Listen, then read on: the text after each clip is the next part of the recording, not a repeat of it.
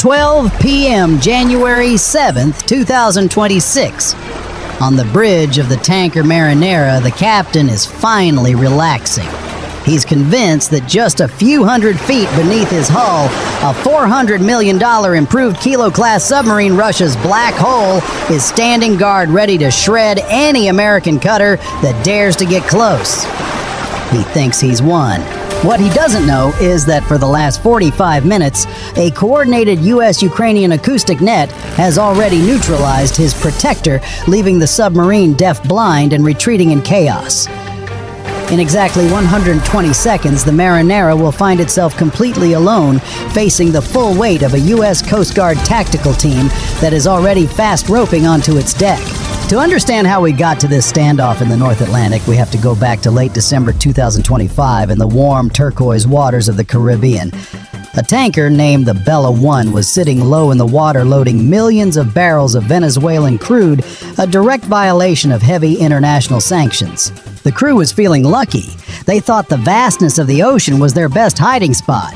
But they didn't realize that 200 miles away, the USCGC Monroe, a 418-foot Legend-class national security cutter, had already tagged them. Think of the Monroe not just as a ship, but as a floating fortress of sensors. They didn't need to be close enough to see the white of the smugglers' eyes. They just needed to keep their digital leash tight. The Bella 1 crew eventually got spooked and decided to make a run for it. They pushed their engines to a blistering 15 knots, which is basically the maritime equivalent of a turtle trying to outrun a hawk. They spent weeks zigzagging across the Atlantic, desperately trying to blend into the chaotic traffic of global shipping lanes. But here's the thing about modern warfare: you can't hide from a Boeing P-8A Poseidon. Flying at 25,000 feet, these joint U.S. and British crews were using the AN/APS-154 advanced surveillance radar to scan hundreds of miles of ocean every second. The radar operators are looking for three specific death signals. First, a speed that doesn't match the vessel's profile. Second, a course that deviates from standard shipping lanes. And third, the absence of an AIS transponder signal. It's like trying to drive a car at night without any lights on. The Bella 1 hit all three strikes before they even cleared the Caribbean. In a desperate, almost hilarious move to avoid seizure, the crew painted a fresh Russian flag on the hull and renamed the ship the Marinera. They thought this diplomatic paint job would deter the U.S. Coast Guard from taking action. But that was their fatal mistake. By officially claiming Russian protection, they forced the Kremlin to save face. Moscow couldn't let their new asset be humiliated, so it sent the only thing it had nearby, an improved Kilo-class submarine. The Marinera crew cheered when they heard their Black Hole protector was on the way. They thought the trap was set for the Americans. Little did they know the Americans and some brilliant technical geniuses in Ukraine had already turned that rescue mission into a one-way ticket to failure. The chase was over. This wasn't just a Coast Guard mission anymore. This was the maritime equivalent of the Avengers assembling in the middle of a freezing ocean. Leading the pack was the USCGC Monroe, but she wasn't alone. Circling high above was a perfectly tuned orchestra of Boeing P-8A Poseidons, some with the Star-Spangled Banner, and others with the Royal Air Force Roundel. To keep this high-stakes pressure cooker running, the British sent in the RFA Tide Force, a massive tanker that acted like a mobile gas station, ensuring the Alliance never had to take their eyes off the prize for even a second. But here is the secret sauce, the part that Moscow's high command is still scratching their heads over Ukraine. While the world thought Kiev was only focused on the trenches in Donbass, the technical geniuses at the SBU and GUR were busy playing 4D chess in the Atlantic.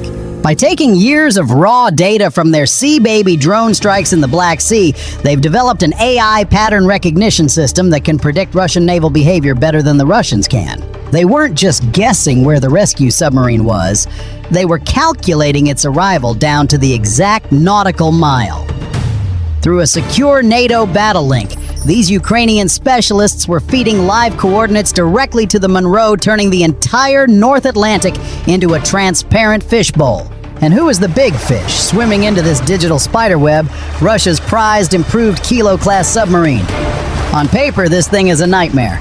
It's 242 feet of cold Russian steel capable of diving nearly 1,000 feet into the dark abyss. Its hull is covered in specialized anechoic tiles, basically a high-tech rubber skin designed to swallow sonar pings like a sponge.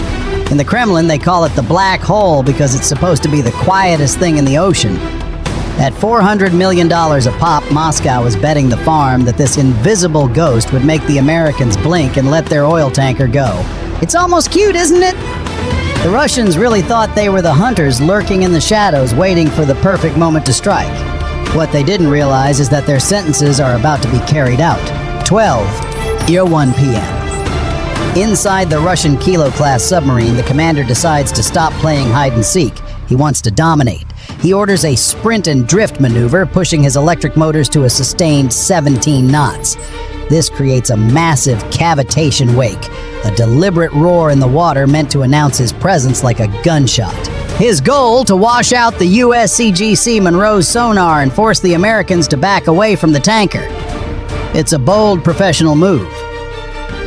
For a moment, the Russian crew feels like the apex predators again.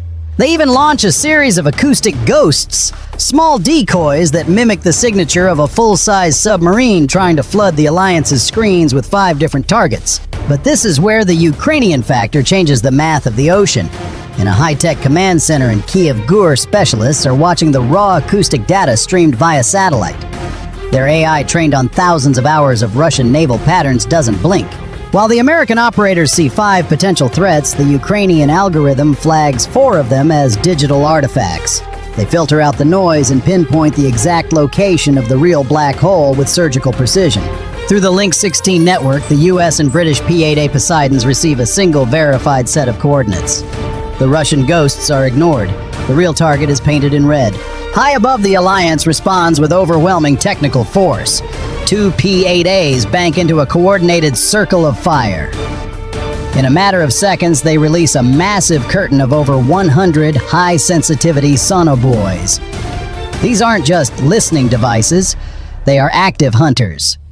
They hit the water and begin a synchronized ping sequence that creates a localized acoustic grid. The Russian commander tries to fight back. He orders his electronic warfare suite to jam the sonobuoy uplinks. For a few seconds, the Alliance's data feed flickers. The tension on the Monroe's bridge is thick enough to cut with a knife, but the P-8As immediately switch to a frequency-hopping logic, a technical counter-move that bypasses the Russian jamming like a master key sliding into a lock.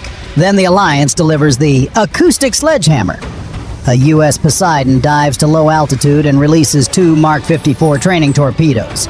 These don't carry explosive warheads, but they are packed with high-output acoustic emitters.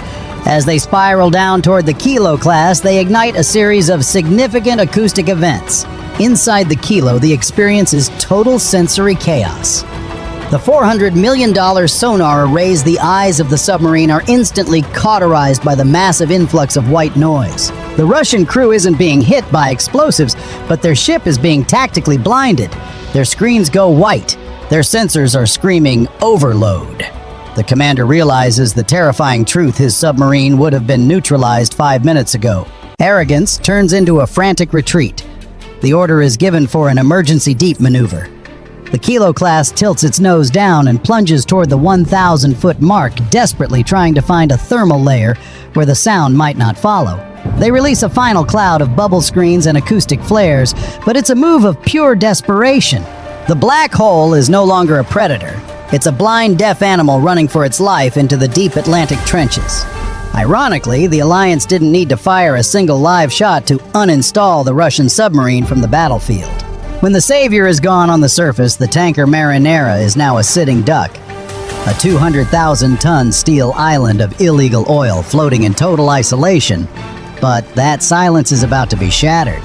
From a Royal Air Force base in the UK, the Night Stalkers of the 160th Special Operations Aviation Regiment have arrived. These aren't your typical search and rescue guys. These are the pilots who fly into the mouth of hell for a living. 2 MH-60 Seahawks and a single menacing MH-6 Little Bird, the Killer Egg, are ghosting just 20 feet above the white-capped waves. They are flying nap of the earth style, hiding in the sea spray to stay off any last-minute Russian radar until they are right on top of the target. As they pull up alongside the Marinera's massive stern, the air begins to scream. The pilot of the lead Seahawk activates the long-range acoustic device. This isn't just a loudspeaker, it's a sonic weapon. At 162 decibels, louder than a jet engine at point-blank range, a voice booms across the deck in both English and Russian. Stop your vessel. Prepare for boarding. This is the United States Coast Guard. Inside the tanker's bridge, the Russian captain is clinging to his console. The rotor downwash from the helicopters is creating a localized hurricane, smashing salt spray against the windows and making the entire 800-foot ship shudder. But he's stubborn. He's under orders from Moscow not to stop. He keeps the engines at full throttle, hoping to reach international waters where he thinks the rules don't apply. That was a very expensive mistake. The Night Stalkers don't do second warnings. The little bird tilts its nose down and lets loose. Red flares arc through the sky, lighting up the gray Atlantic like a violent sunrise. At the same time, the Seahawk's door gunner opens up with a warning burst of 50 caliber tracers. These glowing rounds skip across the water just yards in front of the Marinera's bow, creating geysers of white foam that look like a minefield of liquid glass. The message is clear. The next burst won't be in the water. It will be in your engine room. The authorization from the USCGC Monroe comes through on an encrypted channel, green light execute. This is where the operation shifts from negotiation to calculated violence. The Seahawks hover directly over the Marinera's deck, their massive rotors kicking up a blinding fog of diesel fumes and sea salt. The cabin doors slide open, and the Navy SEALs and Coast Guard tactical law enforcement teams don't just jump, they descend. In a blur of black gear and high-tech equipment, the operators fast rope onto the moving deck. It's a masterclass in physics and timing. The ship is pitching in 10-foot swells, the wind is howling at 40 knots, and these guys are sliding down a nylon rope like they're on a Sunday afternoon stroll. As soon as their boots hit the steel, the non-pyrotechnic stun grenades begin. Multiple 9-bang distraction devices are tossed onto the bridge and the engineering access points. These aren't just big firecrackers. They are localized whiteout events. The bridge of the Marinera is suddenly filled with 7 million candela of light and 170 decibels of pressure. To the Russian sailors inside, the world has just ended. They are blinded, deafened, and completely disoriented. Before the smoke even clears, the tactical teams have breached the bridge. They move with a surgical precision that makes a Swiss watch look clumsy. No one is attacking individuals. They are neutralizing the environment. In less than 120 seconds, the helm is seized, the throttle is cut, and the engine room is placed under lockdown.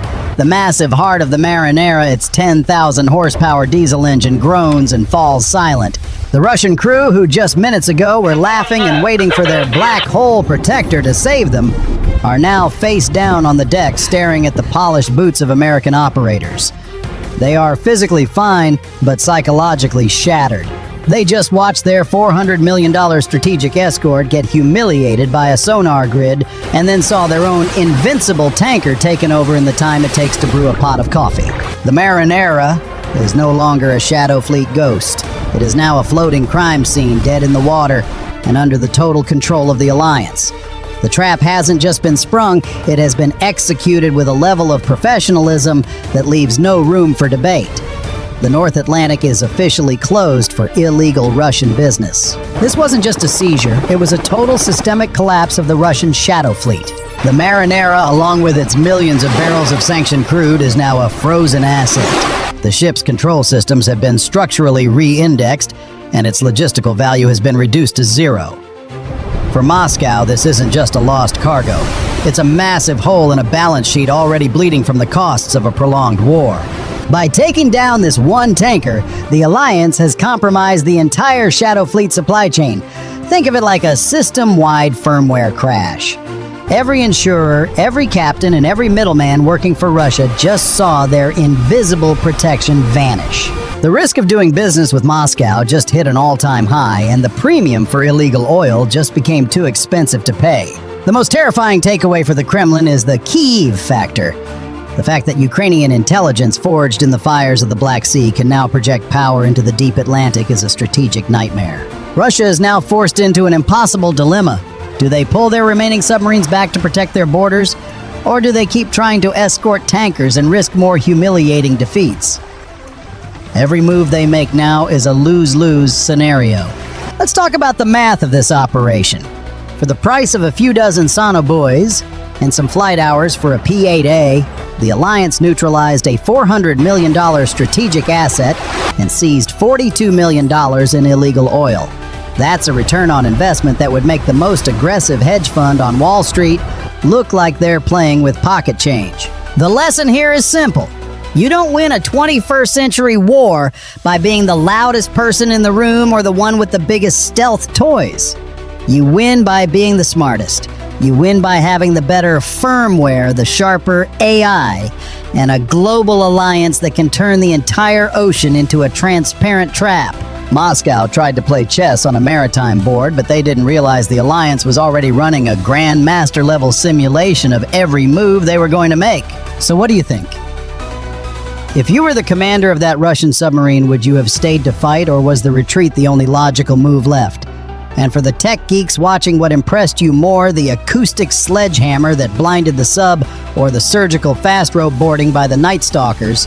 Drop your thoughts in the comments below. If your tactical analysis is sharp enough, I'll pin it to the top. Don't forget to smash that like button and subscribe for more deep dives into the technology that's changing the rules of war. Bye for now.